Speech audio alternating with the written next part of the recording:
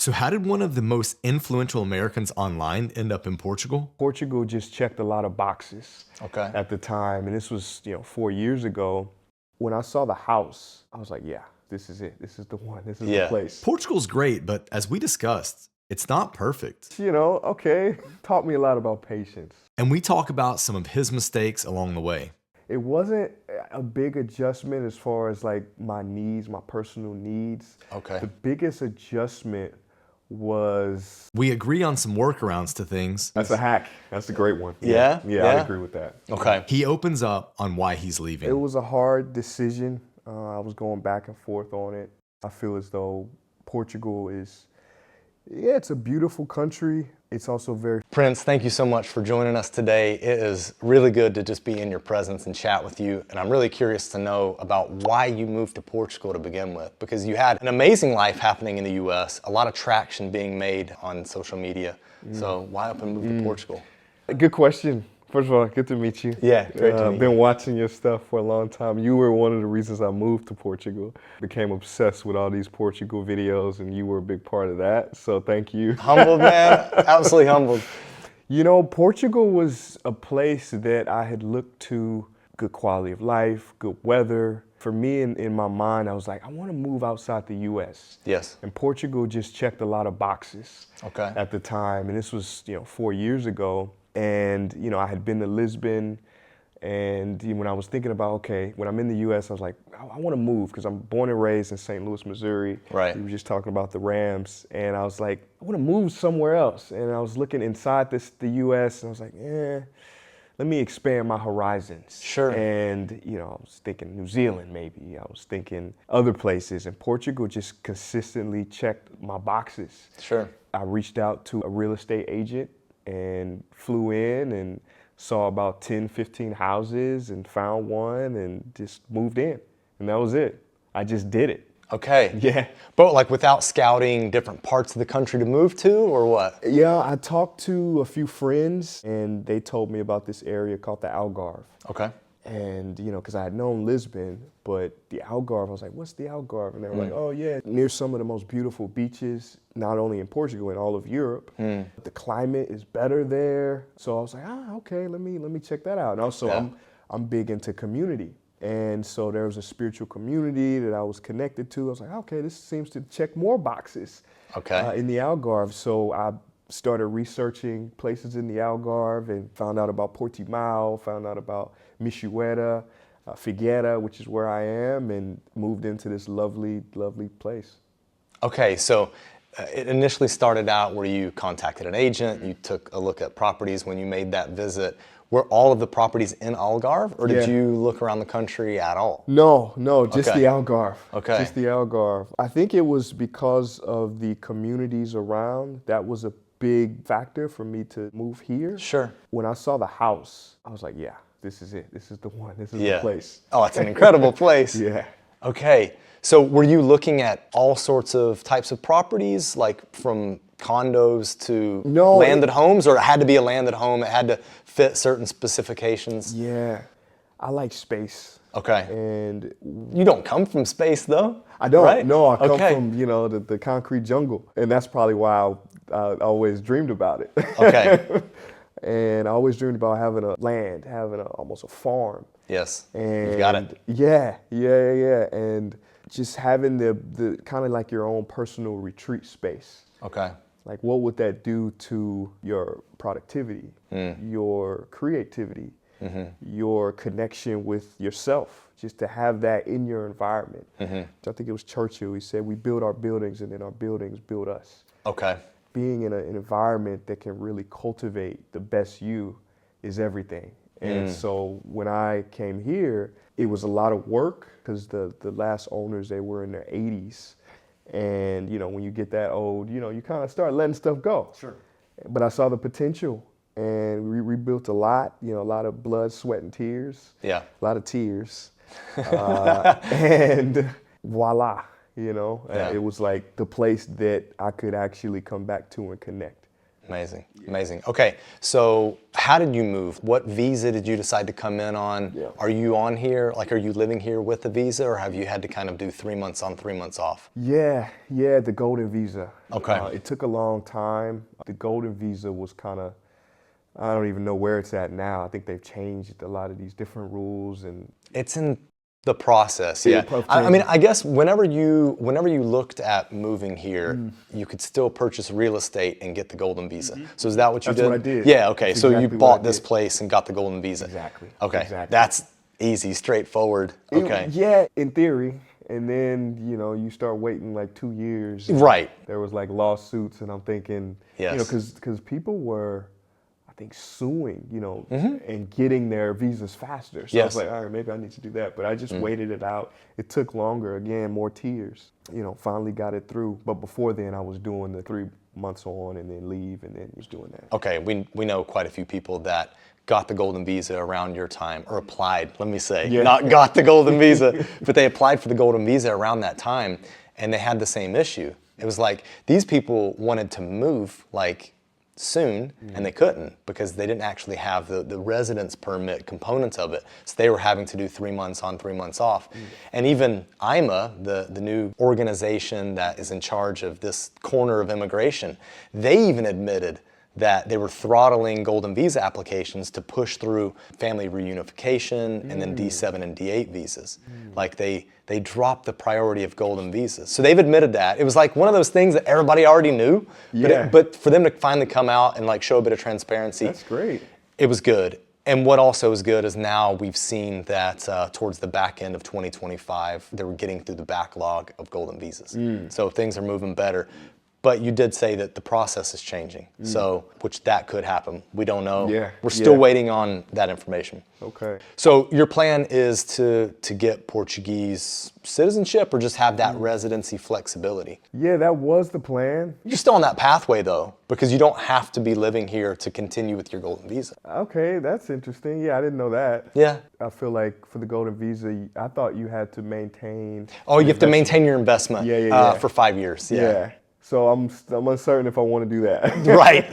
There's the difference. Yeah. Okay. It would be cool to have the citizenship, though. I mean, that would be awesome. That was Yeah. like a big factor for me. Sure. To even come here. Sure. Yeah. Well, so how have you found adapting? You moved in 2022. What was your adaptation process like? Yeah. It's pretty rural here. I'm going to let the Is it audience know. rural? I think so. I mean, look, I come from Porto, which is the second largest city. It's not as big as Lisbon. It doesn't feel as big. But then you start dropping down to a town outside of Portimao. Portimao is a secondary, tertiary city, but this is like a village life. Good point. Yeah, it is. And I love it. It's quiet. No, it's But amazing. It's not I'm- too far from like city centers. For me, it was like the perfect balance. Sure. I mean, Amazon comes here, right? So I can order you go. anything. So adjusting, it wasn't a big adjustment as far as like my needs, my personal needs. Okay. The biggest adjustment was getting things done, like the work on the house, or Sure. like the bureaucracy, the bureaucratic process and things like that. That was a bit frustrating. When you hire people to get things done, they're in a different culture, they have a different mindset. They have Yeah. a different schedule. Yes. Where I'm from, it's like, a little like clockwork. You get things done. You tell somebody you're going to be here on this date, this time. But here, I've noticed it's a little bit more pura vida. Let it. Costa Rica, pura vida. Yeah. Yeah, which okay, taught me a lot about patience. It's interesting you say that, because I've talked to a lot of people in Porto, like Portuguese in Porto. And maybe not just they say this in Porto, but even in Lisbon. But they talk about both Algarve and Alentejo as being even slower than the rest of the country. And even the ability to find workers and stuff here, I think, is more challenging than other parts of the country. So how did you overcome those hurdles? Apart from like growing impatience. Yeah. I mean, listen, I think you try to find recommendations. Okay. Good work through recommendations. You got reviews on Google, things like that. So you always want to, I think, find quality work that comes well recommended. That was a big lesson of mine. Don't just go for the first person you see, or really vet the person and the company. So reaching out to like the real estate agent that I bought the house from and seeing who he would recommend for certain jobs was a big help. Okay, Yeah. nice. Yeah. So you found success in that way. Did you have any like mistakes that you want to let us in on? Yeah. How much time you got?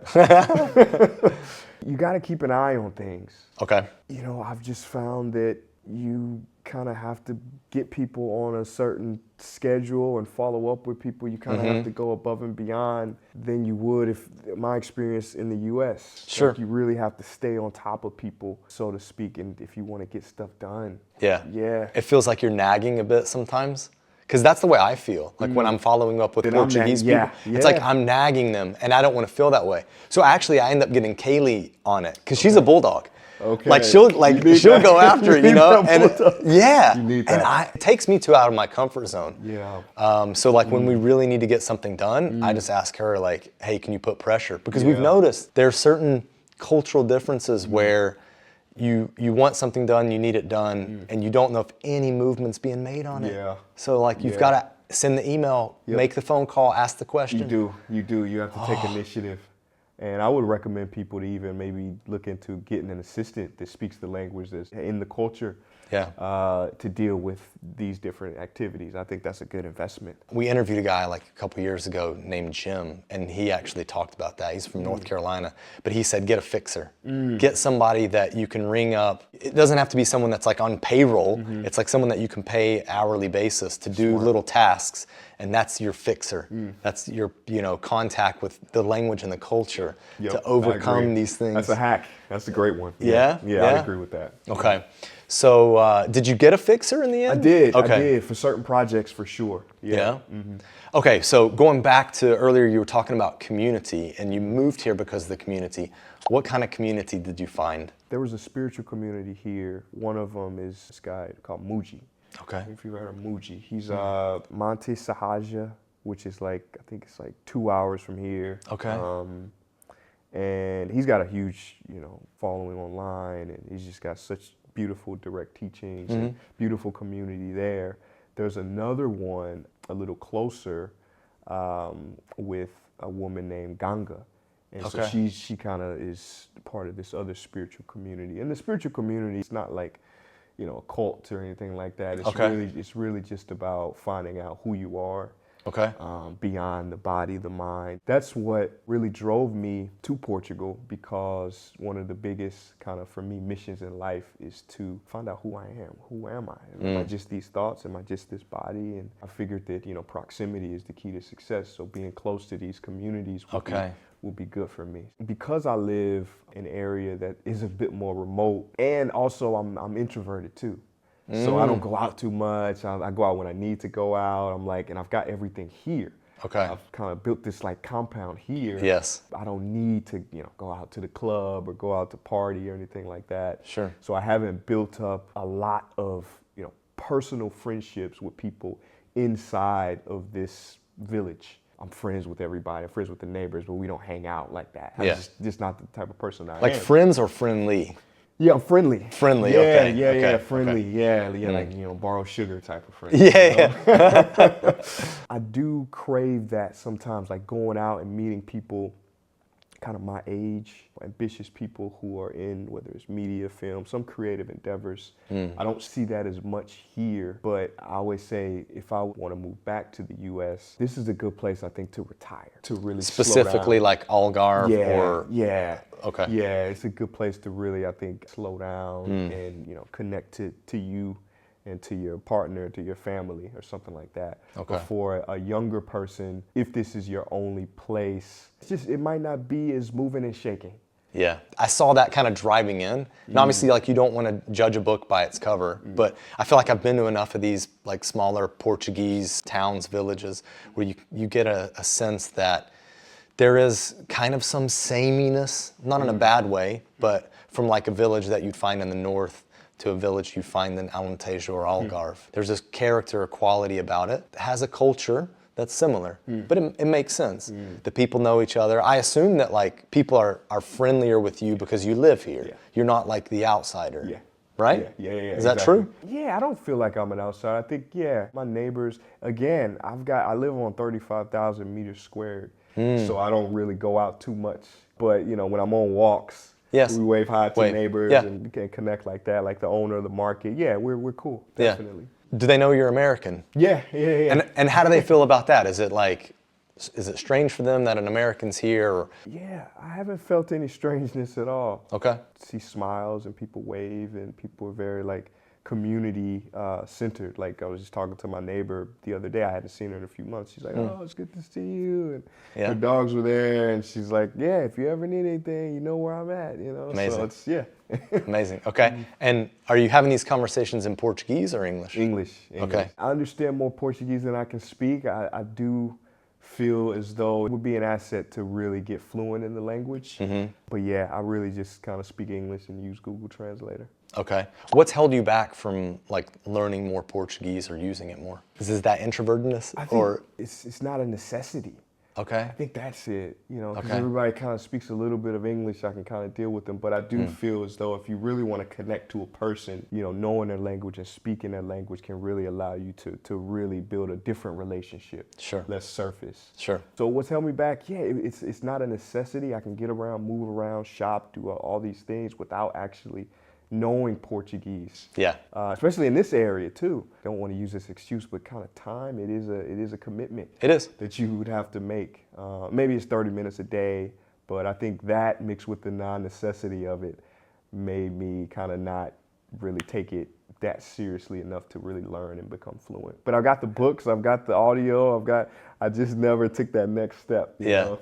Yeah, it's like you can lay your head on the pillow and have the book there, but it doesn't transfer by osmosis. You gotta be consistent. Yeah, I mean, and I struggle with that as well. Do you speak fluently? I wouldn't say fluently, okay. But I'm definitely at the point where there's a phenomena I think that happens, and many people that speak other languages can attest to this, where sometimes it's difficult to be yourself in a foreign language. Right. So we're going back to talking about making connections with people.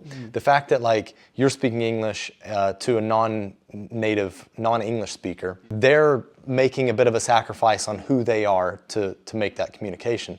So like, are you ever getting to know the real them? That's it. But on the other side of it is like, for me, for example, when I'm speaking Portuguese to my friends, I can't be as like witty and silly as I want to be, because I don't know the vocabulary that will allow me, or like, will this little joke actually translate if I say it the way I need to say it in English? Interesting, yeah. So I never feel 100% comfortable speaking Portuguese with my friends to make that switch, you know what I mean? But I also know, like in my heart, they're not 100% or completely their self with me because they're speaking English with me, not their native language. Yeah. Oh, it does my head in. So do you really know them like that? That's it. An interesting phenomenon, yeah. That's it. Wow. I mean, I think you get to a certain fluency where you kind of like, you can communicate and express exactly who you are, but it takes serious time. How did you learn? Through courses. I mean, we took an online course. To get our A2 certificate, we took an online course. We've done other like content creators online courses. So Portuguese with Leo, Talk the Streets, Liz Shawarma. Actually, she's got another last name. She just got married.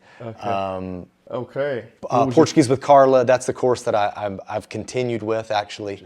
But I watch Portuguese with Leo's YouTube videos. They're like B1, B2 level, and he delivers it in Portuguese. But he pronounces things, like speaks a little slower. So for language learners, you can pick it up. Interesting.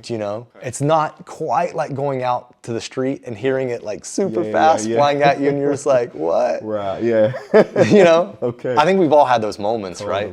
Well, they've got those glasses now, right? Where, it's like the AI, you can hear, you see what they're saying, and translate it. Yeah. It's a new world.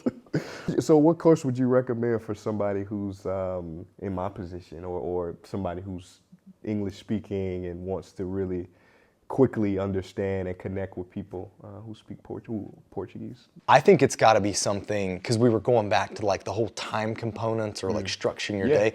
I think it's actually got to be something that forces you to show up.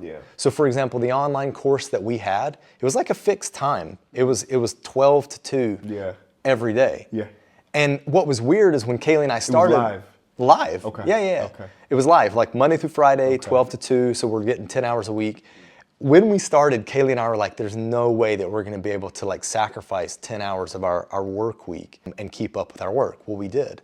And then now that we're like out of that routine, we can't find the time to do like our self-study and continue on. But the good thing about that course is it gave us the A2 license, A2 certificate rather. So for example, in your case with the Golden Visa, if you were to hold this asset, this beautiful asset here, for 5 years, then you could go and get your citizenship by showing your A2 diploma. Okay. Does that make sense? Okay, yeah. As opposed to going to like Talk the Streets or Portuguese with Carla or Portuguese with Leo and doing their courses, because you would still need to sit for the test, the A2 test. And it's hard to come by like an actual placement to go take the test. Okay. Does that make sense? Good to know. Yeah, perfect sense. So I hope I answered that for you. But so let me ask you about the property. You are looking to sell it. You've got somebody interested in it, but it's not bought yet. Yeah. So what is this place? Yeah, Tell us about the magic of it. This is called Paradise. This is called Paradise, and it's almost 10 acres, pool, spa, Olympic level gym, tennis court, basketball court. We Airbnb it. Yeah. So, because I spent the last like 8 months in the U.S. and so everything is like set up for rental. Yes. This is a place that I put a lot of work into. I love this spot. It's paradise. I call it paradise. Yeah. No, it's phenomenal. And we'll put the description in the description section. We'll put a link to it. And then whenever it gets sold, we'll jump back in there and just let people know, like, all right, stop writing your realtor about it. Yeah. But no, it's an amazing place. So, okay, we got to call out the elephant in the room. Yeah. Why are you leaving this amazing spot? It was a hard decision. I was going back and forth on it. You know, should I keep it and just kind of rent it out? But I feel as though Portugal it's a beautiful country. It's also very far from kind of the community that I know. Okay. My own family. Like my parents are a bit older. They don't really travel that much. Sure. They haven't been here. Time is limited. And so I want to be closer to my family, to also the business opportunities in the States. So it makes sense for me to kind of close this chapter and kind of go back. Okay, so are there any things that you're going to miss about Portugal? I definitely miss this house. Yeah? Because a place like this in the U.S., 10 times the price. Okay. Just having the space, the freedom, the accessibility. So I'll miss that. I'll miss some of the friends that I've met here and connected with. But I can also come back and visit. Yeah. But I'll definitely miss them. I'm gonna stay connected with all the like one of my friends. He's a videographer. And, Okay. you know, but we're gonna continue to work and figure it out. So I'm thinking, what am I really gonna miss? The weather. I don't know if you can get this type of weather. Sure. Because I'm moving to Colorado. Yeah. So I don't know if, the sun is a bit different. So I'll definitely miss that. I'll miss, going outside in the grass, with my socks off and having my own gym and, so Yeah. I miss a few things. Yeah. But I also know wherever I go, that's where I'm meant to be. Sure. And I know beautiful things are on the horizon. So. I can come back too. It's a flight away. Yeah, exactly. Yeah. Well, at Expats Everywhere, we believe that living abroad transforms lives. Yeah. How has living abroad transformed your life? It made me aware of cultural differences. I was a student of anthropology, so I knew about, intellectually, I knew about the differences in many cultures in the planet. I'm also well-traveled, but living in a place, you get to experience it firsthand. Sure. So that currencies, trying to deal in different currency fluctuations. You don't get that if you just live domestically in the U.S. Yeah, you don't understand, how to actually organize that. So that was a big one, dealing with finances in a foreign country. And I'd say one of the biggest things, which I'm a work in progress, was just the patience. I said that earlier, but just having patience with people is a big lesson for me especially from an American kind of mindset of efficiency. Moving to a place that's a little bit more lax taught me that everybody's doing the best that they can. Sure. And also to follow up and have a bulldog, like you said. So Yeah, get a bulldog in your corner. That's it. Prince, thank you so much. I really appreciate your time. Pleasure. And you really need to check out this next interview right here to give you a different perspective on life in Portugal. And if you're already ready to move and you just don't know what place, check out this video right here. Now let's get moving. Bye.